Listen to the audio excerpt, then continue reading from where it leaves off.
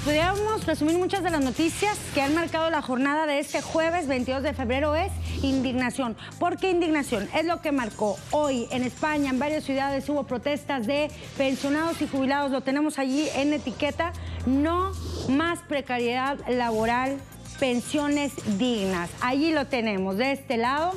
Todos somos pensionistas, con lo cual los usuarios en redes se sumaron en solidaridad con estos pensionados que califican de ridículo el aumento de solo 0.25% que les da el gobierno de España. Me iré también a hablar de otra información, indignación en Estados Unidos, porque sigue la propuesta por parte del presidente Donald Trump. Insistió en que para resolver el problema de los tiroteos escolares hay que armar y hay que adestrar en el uso de armas de fuego a maestros y directivos. Ahora su propuesta está basada, dice, en los tiempos de respuesta. Luego iré a Ghouta Oriental, este conflicto en Damasco que hoy llega a debate en el Consejo de Seguridad de Naciones Unidas, y hablaremos, le propongo que abordemos, tendremos invitado para analizar cuáles son las nuevas reglas de Facebook que están propagando las falsas noticias, las fake news, y no privilegian al periodismo.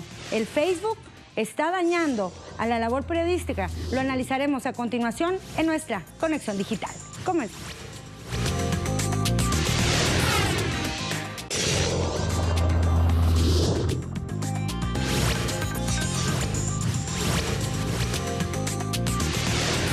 Somos las mujeres que enfrentan la precariedad en el trabajo y en la vida. Somos la gente trabajadora, en paro o con sueldo de miseria. Somos los jóvenes que van a vivir peor que sus madres y sus padres. Somos los trabajadores de los servicios públicos a los que nos impiden dar un servicio de calidad. Somos las personas mayores que estamos cobrando pensiones de miseria. Somos las personas a quien las multinacionales condenan a la precariedad. Somos los estudiantes que perdieron las becas. En España, así quedó marcada la jornada, hubo movilizaciones en varias ciudades del país en rechazo al aumento de 0.25% en el monto de las pensiones. Ridículo lo consideraron los manifestantes. Los pensionados afirmaron que si el gobierno de Rajoy no toma cartas en este asunto, volverán a las calles con la misma consigna. La tenemos ahí en pantalla, una consigna que se convirtió en etiqueta: pensiones dignas. ¿Cómo lo reflejaron los medios de comunicación esta marcha? Comenzamos con este portal de Sputnik. Miles de jubilados protestan en España por mejores pensiones. Se manifestaron en defensa del sistema público de pensiones. Fue organizada esta convocatoria por la Coordinadora Estatal por la Defensa del Sistema Público, y los jubilados respondieron así a los intentos de la policía por contener su avance con gritos de "somos pensionistas, no terroristas". También lanzaron consignas contra la ministra de Empleo y Seguridad Social, Fátima Báñez, la presidenta de la Comisión del Pacto de Toledo, Celia Villalobos, y por supuesto en contra del jefe de gobierno, Mariano Rajoy, quien sugirió un proyecto para privatizar el sistema de pensiones con el clásico argumento de que el actual, el público, no es eficiente. ¿Qué se está diciendo en Twitter? ¿Cómo se está moviendo esta etiqueta? María Luisa Turrión: vamos a por la segunda. Tenemos toda la vida para luchar por nuestras pensiones, es nuestro derecho, nos lo hemos ganado trabajando y también luchando. Otra más, también de Twitter: Carlos Márquez: orgullosos de nuestros mayores, orgullosos de quienes han luchado para que tuviéramos una sociedad mejor. Tenemos que reivindicar sus derechos, es nuestra responsabilidad, son un ejemplo a seguir para todos. Y utiliza otra más: no más precariedad y marea pensionista. Se sumaron también otras expresiones en esta misma red social, al otro lado del muro. Tienen que ser los abuelos que ya lucharon en su día los que digan basta ya. A nuestra generación se le debería caer la cara de vergüenza. Esto está pasando ahora mismo en el Congreso con la etiqueta pensiones dignas. Vamos a ver parte de las escenas que se vieron hoy allá en el Congreso en Madrid. A pesar de que la policía intentó cercar, intentó impedir que avanzaran los pensionados, ellos se defendieron y se manifestaron así. ¡Somos pensionistas! ¡No terroristas! ¡Somos!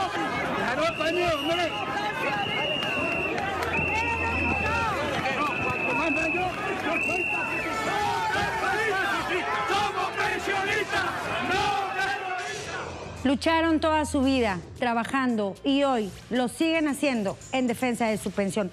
¿Cómo se ve esta manifestación y esta protesta en Facebook? Comienzo con Jesús Santos. Las personas mayores dicen basta al recorte de sus pensiones y exigen pensiones dignas. Desde el ayuntamiento también se puede contribuir a la dignidad, garantizando unos centros en condiciones y escuchando sus necesidades. Una sociedad democrática no puede dejar a nadie atrás, tampoco, sobre todo, a sus mayores. Hay también algunas sátiras, como suelen hacer los españoles, lo hacen con crítica y con humor. Y le voy a mostrar a continuación 3 caricaturas que están también reseñando lo que ocurrió, y esta concentra la inconformidad de los adultos mayores, de los pensionados allá en España. Comienzo con esta crítica. Ahí está. Lo tiene claro, su nombre científico se refiere a las pensiones, Devoratrix Pensiones Jubilatis. Y su nombre vulgar, bueno, como se le conoce formalmente, el actual sistema de pensiones de España. Voy con la segunda caricatura. ¿Cómo lo tenemos? Habla precisamente y le dirige un mensaje a los pensionistas. Pensionista, bueno, aquí te va tu subida de pensión, 0.25%. Y el caricaturista reseña así, o resume así, lo que significa este incremento para muchos jubilados allá en España. También otra más, que habla acerca de lo que ocurre, por ejemplo, y relacionándolo con la independencia y de cómo el gobierno español quiere seguir reteniendo a Cataluña. Es cierto, no tenéis casa, no tienes un sueldo competitivo, no tenéis muchos derechos ni libertades, no tenéis una sanidad o una educación muy estupendas, posiblemente ni siquiera vas a tener pensiones, pero hay una cosa que sí tenéis. Tenéis Cataluña, la vuestra, y os la quieren quitar. ¿Vamos a permitirlo? No, tienes Cataluña. A por ellos. Así la crítica clara en contra del gobierno y las políticas de ajuste que aplica Mariano Rajoy. ¿Cómo se vivió esta protesta hoy en España? Tenemos el reporte en directo de Vicente Montagut. Miles de pensionistas se han manifestado hoy aquí en Madrid y en otras ciudades españolas, indignados porque cada año pierden poder adquisitivo desde la reforma aprobada en 2013, y también preocupados por el futuro del sistema público, porque el gobierno de Mariano Rajoy ha vaciado ya casi por completo un fondo de reserva conocido como la hucha de las pensiones, y ahora el mismo gobierno recomienda a los jóvenes planes de ahorro privados. Se calcula que los pensionistas han perdido de media 670 euros al año y que la mitad de ellos vive ya por debajo del umbral de la pobreza. Por todo ello, llevan meses movilizados y anuncian que mantendrán la presión en las calles hasta conseguir pensiones dignas. Hasta conseguir pensiones dignas. Así está y así va a estar, y seguir calando en las calles de España la movilización de los pensionados, de los pensionistas. Hablando también de indignación y de movilizaciones que se están preparando, vamos a hablar de otro país que también tiene un malestar increciendo, en aumento. Le estoy hablando de Estados Unidos, y es que sigue generando mucha controversia y mucha polémica la manera en que el gobierno del presidente Donald Trump quiere resolver el problema, que también está en aumento, de los tiroteos escolares. Ya sumaron 18 en lo que va del año con el que ocurrió en Portland, Florida. ¿Y qué pasó?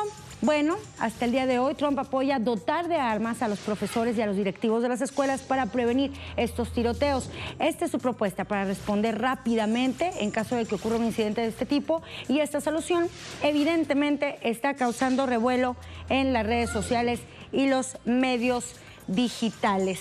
Hay varias etiquetas. Comienzo primero con la noticia. Veamos lo que recoge el portal de El Periódico, que habla precisamente de esta propuesta de Trump. La solución de Trump: armas para los profesores. Se reunió con familiares de víctimas de las últimas matanzas.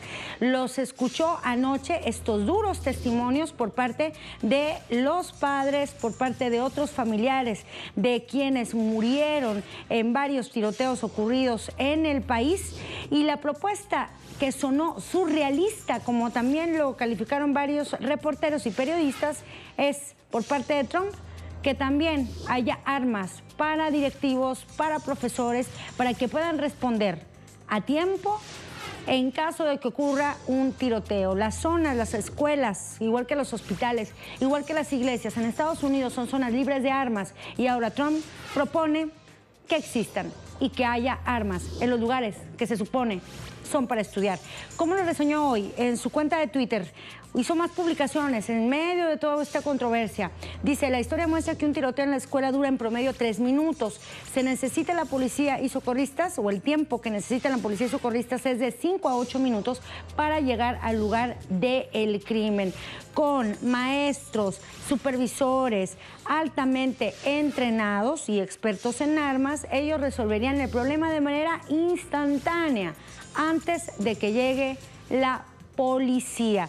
En otro mensaje más, publicó lo siguiente, hizo una serie de trinos el día de hoy. Si un potencial disparador sabe que una escuela tiene un gran número de armas con maestros y otros que serán instantáneamente disparando, el psicópata nunca atacará a esa escuela. Los cobardes no van allí. Entonces, problema resuelto. Debe ser ofensivo. La defensa por sí sola no funcionará. Mientras tanto, mientras esto estaba sacudiendo el escenario periodístico, desde temprano, estas publicaciones que hizo en su cuenta de Twitter el presidente estadounidense, también en Maryland ocurría y se daban a escuchar otras personas. Le estoy hablando del dirigente de la Asociación Nacional del Rifle en Estados Unidos, quien participó en la conferencia de los conservadores, y fíjese lo que dijo a lo largo de este encuentro, donde participaron evidentemente todos los integrantes del Partido Republicano de Estados Unidos. Un hombre que se convirtió también en tendencia, Wayne LaPierre, y dijo algo como esto: para detener a un tipo malo con un arma se necesita entonces un buen tipo con un arma. Así, A Time for Action lo dijo en defensa de la segunda enmienda, que para los estadounidenses es algo sagrado. En Twitter hay muchas reacciones. Evidentemente, Federico Ureta: Trump sugiere que profesores porten armas para así evitar nuevas matanzas. En vez de limitar el acceso indiscriminado que tanta muerte causa, el presidente de Estados Unidos apaga el fuego con benzina. Otra más también de Twitter, porque hubo muchas reacciones en esta red social. Por ejemplo, Stephanie: oh, por Dios, la solución de Trump al problema de las armas en Estados Unidos y los tiroteos en la escuela son más armas, pero ahora para los profesores. No esperaba mucho más del candidato cuya campaña recibió $30 millones de la NRA, la Asociación Nacional del Rifle. Juan Montoya se suma: la solución de Trump para contrarrestar los tiroteos en planteles educativos de Estados Unidos es dotar de armas a los profesores. ¿Qué peligro es ese señor para su país y también para el mundo? Tenemos otro más también de Twitter. Paulina Mejía: este Trump es un genio en potencia. En lugar de controlar la venta libre de armas, propone armar a los profesores para defenderse. ¿Quiénes serán sus asesores con estas grandes ideas? Y ahí se hace una pregunta también: ¿los tendrá? En Twitter otro más también de Miguel Muñoz: la solución de Trump para evitar tiroteos en colegios es armar a los profesores. Y lo suelta después de que ayer, allá en Florida, un padre le dijo a la cara que su hija murió tras recibir 9 disparos en su instituto, mientras él no puede subir a un avión con una botella de agua.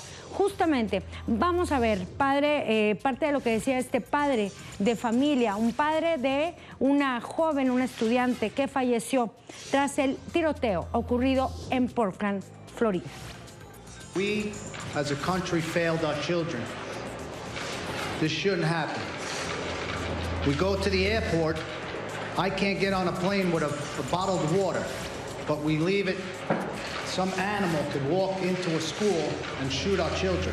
I'm very angry that this happened, because it keeps happening. 9/11 happened once, and they fixed everything. How many schools, how many children have to get shot? It stops here with this administration and me. I'm not gonna sleep until it's fixed. It doesn't make sense. Fix it. Should have been one school shooting, and we should have fixed it. And I'm pissed, because my daughter I'm not going to see again. She's not here. She's not here. She's in North Lauderdale at whatever it is, King David Cemetery. That's where I go to see my kid now. Una polémica que seguirá creciendo en Estados Unidos. Es momento de ir a la pausa y lo hacemos con esta muestra de cómo en este mundo todo sirve, sobre todo cuando hablamos de conocimiento. Y es que trabajadores de limpieza de Ankara decidieron recolectar los libros que la gente no quiere, aquellos que de repente desechan, creen que no vale nada, pero ellos decidieron convertirlos, llevarlos a una fábrica de cemento y convertirla así en una biblioteca. Los dejo con esto y regresamos con más en La Conexión Digital. Fikir şöyle oluştu, bölgeleri kontrol için dolaşıyorduk. Çöp noktaları ve çöp konteynerlerinin yanlarına poşetler içerisinde kitapların bırakıldığını fark ettik. Bu kitapları işçi çocuklarımızla buluşturmak maksadıyla onları toplamaya başladık.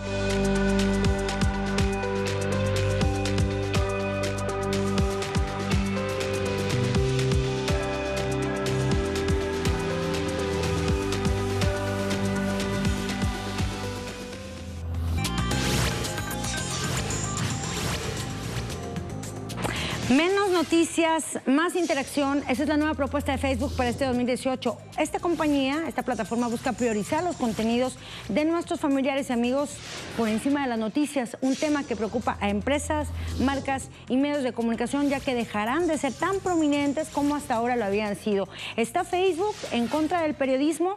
Ese tema vamos a desarrollarlo. Primero vamos a ver el mensaje de Mark Zuckerberg, el fundador y también consejero delegado de Facebook, quien difundió la noticia hace varios días.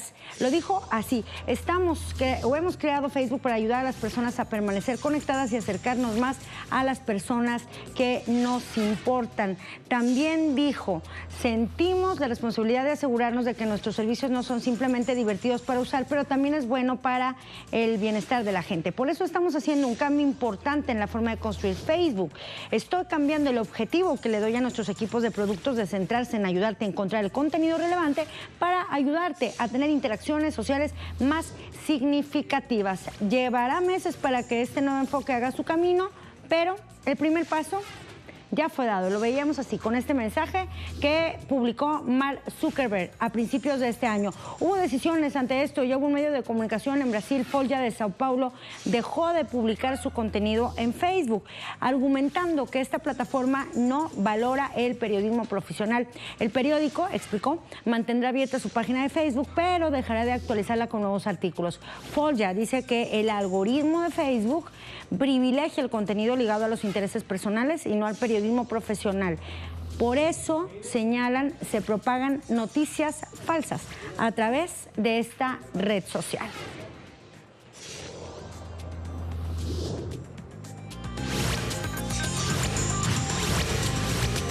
Entonces, realmente, Facebook está en contra del periodismo, lo daña de alguna manera, lo perjudica, ¿cómo actúan los medios? Vamos entonces al análisis. Tenemos aquí con nosotros a Harold Arcos, presidente de la Asociación de Internautas de Venezuela, nuevamente con nosotros. Bienvenido, Harold. Muy amable. Y bueno, hago esta primera pregunta. ¿Realmente sí lo perjudica este algoritmo de Facebook al periodismo profesional o no? Sí, bien, es interesante este planteamiento que hace Zuckerberg, el dueño de la compañía Facebook, puesto que en efecto el argumento que plantean es que va a privilegiar los intereses y los comentarios que surjan entre usuarios, sobre todo si tienen relación contigo, si son familiares o has sido marcado como amigo cercano. Pero también es una realidad que Facebook se ha convertido en una plataforma en la cual las personas acuden a buscar información y una de esas supuestas ofertas que tenía la compañía era que tú podías encontrar ahí la información que tú te habías afiliado ya a los fanpage, lo que se conoce en las páginas como el caso de Foya, el caso de otros medios de comunicación o de marcas, donde tú al suscribirte pues recibes actualizaciones. En este caso, este nuevo algoritmo, esta nueva versión, por así decirlo, realmente de EdgeRank es el nombre de este algoritmo que ha venido sufriendo distintas actualizaciones y ha ido pues modificándose de acuerdo a los intereses de la compañía. Está proponiendo que entonces cada vez que haya actualizaciones, no es que lo catalogue de malo o bueno, es la cantidad. Recuerda que los medios de comunicación mantienen el criterio de actualidad y los usuarios buscan la actualidad cuando entran a su muro a ver cuáles han sido las últimas noticias referente a cualquier tema. Entonces, el problema es cuando esas actualizaciones son muy recurrentes, el algoritmo las va a bloquear y poco a poco va a ir desapareciendo ese fanpage de tu muro. Esto forma parte de un experimento que hicieron el año pasado. Sí. El año pasado en países, fueron muy específicos, fue Bolivia, si mal no recuerdo, Serbia, entre ellos, que probaron y esta vez fue dramático, era simplemente eliminarlo de tu muro. Esta discrecionalidad de la compañía ahondaba en esta oportunidad en que iba a eliminar de tajo toda la información que ellos consideraran pertenecía a una marca o a un medio de comunicación para colocarlo en un submenú aparte. Ya.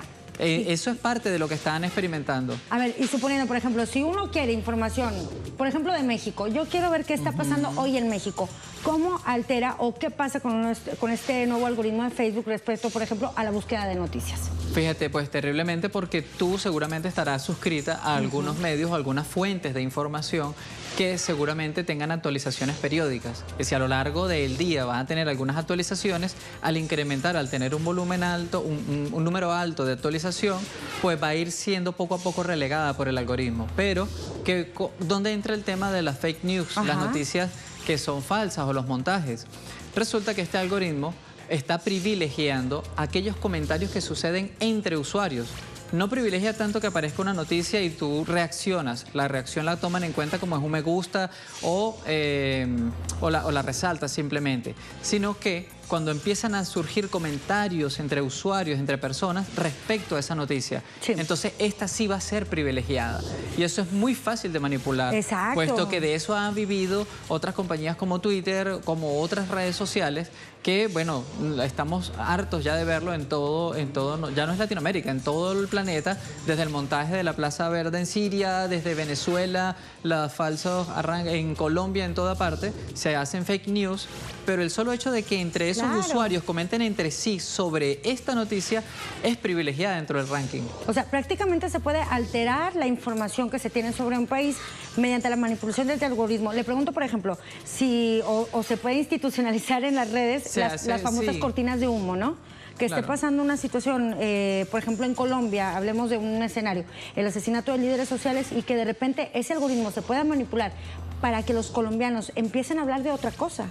Claro, este algoritmo no solamente tiene esta particularidad. No, y sí, van a empezar a hablar de esa noticia, aunque sea falsa, por un tema de visibilización. Como al tener tantos comentarios entre sí respecto y reaccionando hacia esta noticia, pues esa noticia va a ser privilegiada, ¿ya? Aunque tenga actualizaciones. Estos son 4 factores que alternan dentro de esta nueva versión del algoritmo de Facebook. Pero ahora bien, es un nuevo desafío también para buscar entonces fuentes de información que no necesariamente figuren como marcas o como medios de comunicación, porque ya de entrada, ¿qué está detrás de todo esto? El dueño de la compañía Facebook argumenta que pues lo que quieren es que los contenidos de tus familiares y de tus amigos sean lo primero o lo que más aparezca en tu muro. Cualquiera pudiera decir, bueno, ¿qué hay detrás de eso? ¿Cuál es el problema? Pero resulta que para que un fanpage o una marca o un medio pueda aparecer en el muro que la persona ha seleccionado, pues tiene que pagar como una cuota de publicidad. Finalmente, volvemos a un modelo de mercado en el cual pues encontraron que en los muchos usuarios de esta compañía, en sus muros hay fuentes de información. Y pues se han buscado la forma, de esta forma, alterando el algoritmo, de que paguen por eso, de que paguen por estar entre los primeros lugares de la visibilización. Prácticamente le está cobrando el servicio que ya daban los medios de comunicación, pero que lo obtenían de manera gratuita. Así mismo. Además que hay otro eufemismo muy extraño. El usuario, así como se suscribió a estas páginas o a estas marcas para hacerle seguimiento, asimismo tiene la capacidad de decidir, de suscribirse. Es decir, si esa fuese la opción, si esa fuese la razón por la cual la compañía siente que los muros de los usuarios están siendo muy cargada de información no familiar, sino de información, de fuentes de información, pues esa opción se mantenía abierta siempre y cuando estuviera en las manos de nosotros los usuarios. Pero cuando ya la compañía toma la decisión por el usuario, ya se convierte en una política de la compañía y es un direccionamiento que usa el algoritmo. De acuerdo con lo que ya era, ¿no? O sea, es una empresa y quiere obtener sus dividendos. Yo sí te quiero preguntar sobre una situación sobre Venezuela, porque evidentemente para nadie es un secreto, enfrenta una guerra de quinta generación, de cuarta y quinta generación. Así es. Se habla también, si hay una situación que enfrenta Venezuela particularmente es una guerra mediática, la manera también que se refleja lo que está ocurriendo en el país y cómo la muestra en medios internacionales, especialmente las redes sociales, de qué manera impactan esta nueva regla de Facebook respecto a la información que se difunde en Venezuela, en Facebook, acerca de Venezuela. Por ejemplo, ¿a qué nos enfrentamos? A diferencia de lo que ocurrió en el experimento que hizo esta compañía el último trimestre del año pasado, no se va a cortar de una vez estas publicaciones ni van a desaparecer de tu muro, pero sí va a suceder paulatinamente, sí va a suceder en un tiempo no muy largo, en el cual van a ir desapareciendo por estos criterios de privilegio que se le da al contenido. En Venezuela, pues hemos visto que hay laboratorios sumamente fortalecidos en lo que respecta al hecho de colgar noticias falsas y de inmediato empezar a generar contenido, a generar comentarios entre usuarios que obviamente están a favor de eso, a favor de lo que han mal llamado una intervención humanitaria, que no es otra cosa que una invasión por la vía militar, hablando de, por ejemplo, de un fracaso en el manejo económico cuando realmente ha sido una toma de todo lo que es el tema de alimentación, una manipulación de toda la cadena de distribución. Es decir, fácilmente para una persona que no esté en Venezuela y que no conozca las realidades de Venezuela, pues fácilmente pudiera generarse una opinión muy mal informada, muy mal construida a partir de una serie de noticias privilegiadas por un criterio de visibilidad que van a estar predominantemente ahí en las primeras partes. Básicamente, entonces, es un desafío, Harold, ¿no? Por supuesto. Sobre todo para los venezolanos en los tiempos que está atravesando el país. Por supuesto, así es. Actualmente. Harold Arcos, muchísimas gracias por haber estado con nosotros. Muchísimas gracias por la invitación. Gracias. Siempre a la orden. Nos vemos y bueno, vamos también a hablar, porque yo le decía, indignación hay hoy en varios países por diferentes situaciones y también en Perú. ¿Por qué? Porque se aprobó por parte del Congreso la ley de esclavitud. Un reporte que tiene en directo Jaime Herrera.